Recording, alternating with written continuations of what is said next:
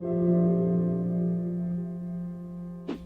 this week, the Star reported on leaked government documents designed to help immigration officials sniff out phony marriages and other fraudulent bad faith relationships, as they're called. Apparent indicators of these so-called bad faith relationships include couples not kissing on the lips in photos, couples having informal wedding ceremonies, or even not having real diamond wedding rings. Also, a Chinese national trying to marry someone who's not Chinese is apparently suspect, as is, weirdly, couples living in places like the Niagara region in Welland or Grimsby or Thorold.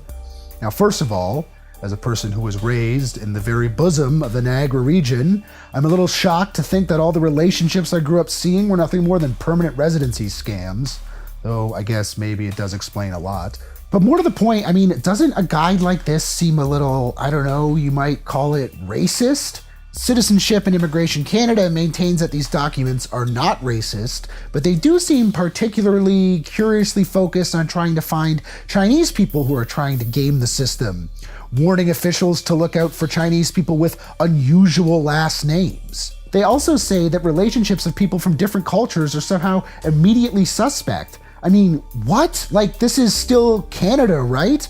People from different cultural backgrounds coming together, forming relationships, I don't know, maybe even getting married, is sort of what our country is supposed to be all about. I'm not naive enough to think that there aren't people who are trying to game the immigration system or find a shortcut to citizenship or permanent residency, but I guess in a way I just find it flattering that so many people would want to come to Canada, because Canada can be a pretty great place. In the end, I guess guidelines like this just kind of cast a dark shadow over our government's relationship towards foreign cultures and people in mixed race relationships, and even people who can't afford to buy real deal diamond rings. And maybe it's just me, but it's precisely the sort of thing that devalues Canadian citizenship in the first place.